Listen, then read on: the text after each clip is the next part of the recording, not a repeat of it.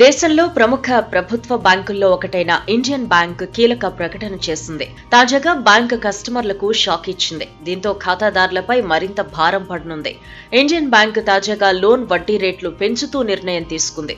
ఈ నిర్ణయంతో ఖాతాదారులపై ఈఎంఐ భారం పడనుంది. రుణ ఆధారిత వడ్డీ రేట్లను పెంచింది ఇండియన్ బ్యాంక్.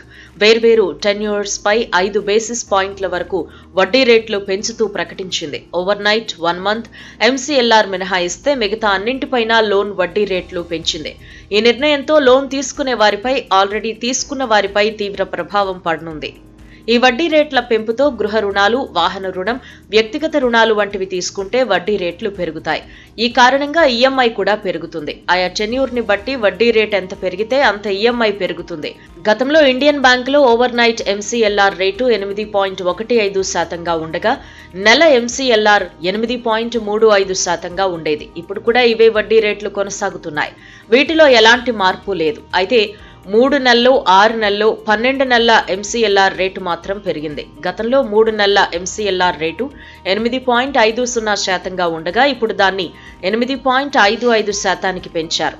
గతంలో 8.70% ఉన్న 6 నెలల ఎంసీఎల్ఆర్ రేటు ఇప్పుడు 8.75% పెరిగింది. గతంలో 8.85% ఉన్న ఏడాది ఎంసీఎల్ఆర్ రేటు ఇప్పుడు 8.90% పెరిగింది. ఎంసీఎల్ఆర్ నే కాకుండా ట్రెజరీ బిల్స్, లింక్డ్ లెండింగ్ రేట్లను కూడా అసెట్ లయబిలిటీ మేనేజ్మెంట్ కమిటీ పెంచేసింది. టీబీఎల్ఆర్ రేట్ల విషయానికొస్తే గతంలో 3 నెలల కంటే తక్కువ వ్యవధిపై వడ్డీ రేటు 6.85% ఉండేది. ఇప్పుడది 6.95% పెరిగింది.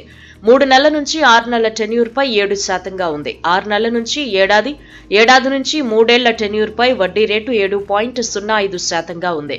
మొత్తం మీద ఇండియన్ బ్యాంక్ తన ఖాతాదారులకు లోన్ వడ్డీ రేట్లను పెంచుతూ బిగ్ షాక్ ఇచ్చింది. దీంతో లోన్ తీసుకునే ఖాతాదారులకు ఈఎంఐ భారం పడనుంది.